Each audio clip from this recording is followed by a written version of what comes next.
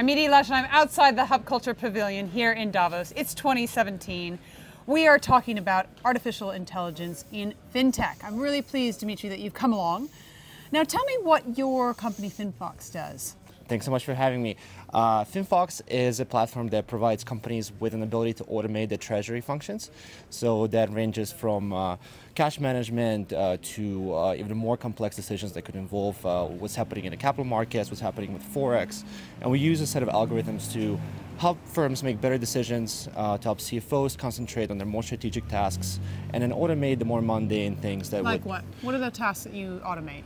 So, for example, it could be anything as simple as figuring out how much money they have in a given set of accounts at any given point in time. You'd be surprised how manual this can be sometimes. So, very often, certain firms would actually just have a paper copy of whatever balances they hold in the different cash accounts across different banks. But we are able to bring it all together and to have a very neat and concise way to look across the financial data in real time to see the trends. And then we build it from that. And there's any number of other things you can do with that data. For example, you can do better budgeting of your cash flows. So normally a pretty data-intensive exercise. You can have better decisions that go into how you allocate money into a cash reserve. And as we develop the platform further, we plan to also provide services that could include credit, capital market investments, and a whole range of really treasury applications.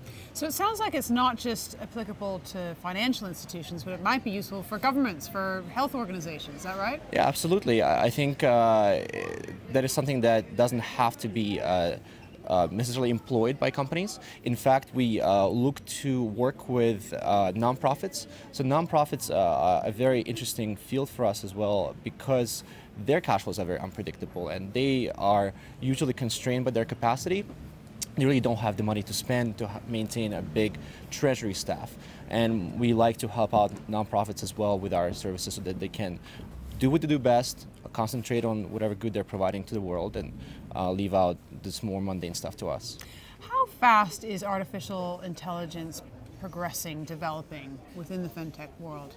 I think there is a lot of misconceptions about what artificial intelligence really is, and I've been involved in numerous conversations while here at Davos with folks who are working on AI firms. Some of them are fintech, some of them are other applications, and as I mentioned to you earlier, the AI can mean a whole range of things. It can be a regression, it can be a neural net.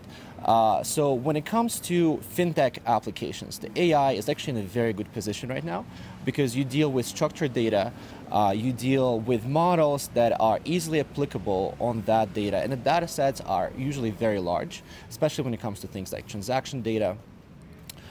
So fintech is in a very good position right now to benefit from AI. But when we look at a broader scope of where AI is in the economy and some other applications of general intelligence, that really is not there, and the growth in that area is going to be much lower, I think.